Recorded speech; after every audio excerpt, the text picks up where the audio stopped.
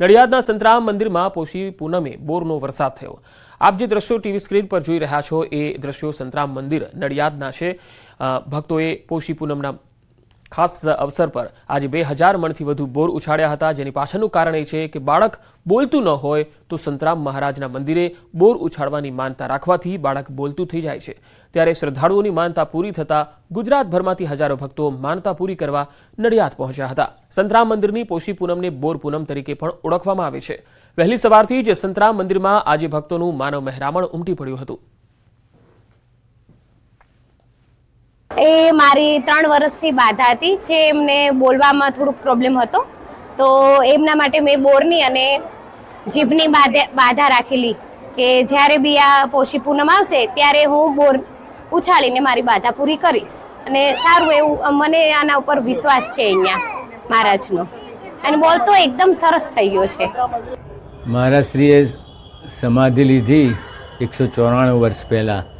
એ પહેલાંથી જે માતા પિતાના બાળકો બોલતા નથી, એ બાળકોના માતા પિતા આજના દિવસે બોર ઉછાળતા હોય છે।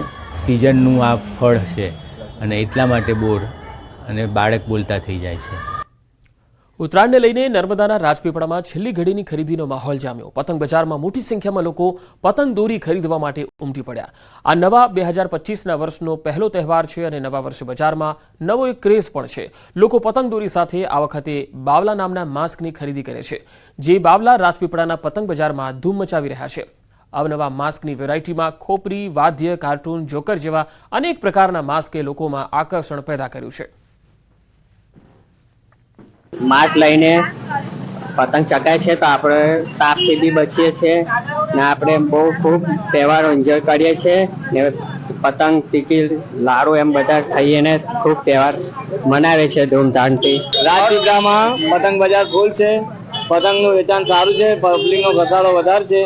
આજે ફેર દુનિયામાં પતંગો વધારે આવી હતી ને પતંગ વેચાય બી વધારે। ખંભાતી માલ છે, વેરાયટી માલ છે, આઈ લવ ઇન્ડિયા બી છે ને 2025ની બી પતંગો છે। રાજપીપળામાં પતંગોનો ભાવ પણ ઓછો છે ને સારામાં સારી પતંગો વેચાય છે। વેરાયટીમાં બધી વેરાયટી મળે છે। અત્યારે ઉત્તરાયણનો પર્વ ચાલી રહ્યો છે અને સતત 2-3 દિવસ ચાલશે। અત્યારે પતંગો તો ઘણી બધી અમે ખરીદી કરીએ જ છે, સાથે સાથે અત્યારે માસ્ક પણ અલગ અલગ જાતના છોકરાઓ માટે બી પહેરાવે છે, અમે જાતે પહેરે છે।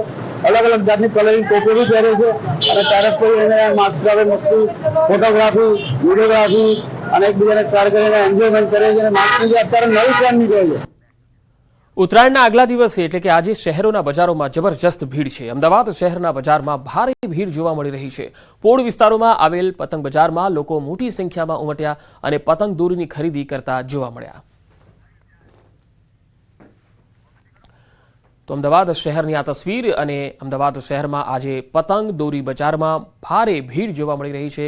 ઘણા લોકો દોરી પાવા માટે પણ આવી રહ્યા છે, ઘણા લોકો પતંગ લેવા માટે આવી રહ્યા છે, ઘણા લોકો જથ્થાબંધ વસ્તુઓ ખરીદવા માટે પણ અહીંયા આવી રહ્યા છે। ખાસ પતંગ અને દોરી માર્કેટમાં જબરજસ્ત અત્યારે ઘરાકી નીકળી છે, કારણ કે આવતીકાલે ઉત્તરાયણ છે, પરમ દિવસ વાસી ઉત્તરાયણ છે। આ 2 દિવસ સુધી જે ઉત્તરાયણનો માહોલ રહેવાનો છે રાજ્યભરમાં, ત્યારે અમદાવાદમાં પણ તેનો જબરજસ્ત ક્રેઝ છે। સિદ્ધાર્થ, ઉત્તરાયણનો તહેવાર હોય અને ઉત્તરાયણના તહેવારની મજા માણવા માટે અમદાવાદીઓ હર હંમેશા માટે તૈયાર હોય છે અને કેટલાય દિવસ અગાઉથી તૈયારીઓ કરતા હોય છે। અને જ્યારે હવે આવતીકાલે ઉત્તરાયણનો પર્વ છે ત્યારે છેલ્લા ઘડીની ખરીદી છે તે આપ સ્પષ્ટપણે અહીં જોઈ શકાય છે। આ જે માર્કેટ છે તે રાયપુર ખાડિયા માર્કેટ કહેવાય છે કે આ માર્કેટ સિઝનેબલ ધંધા માટે ખૂબ જ પ્રખ્યાત છે। કોઈ પણ તહેવાર હોય અહીં તમામ તહેવારની ખરીદી કરવા માટે મોટી સંખ્યામાં લોકો આવતા હોય છે। અને હવે જ્યારે ઉત્તરાયણના દિવસે આવતીકાલે જ્યારે ઉત્તરાયણનો પર્વ છે અને તેને લઈને અંતિમ ઘડીની ખરીદી છે, તે માટે આપ જોઈ શકો છો કેટલી મોટી સંખ્યામાં લોકો અહીં જોવા મળી રહ્યા છે।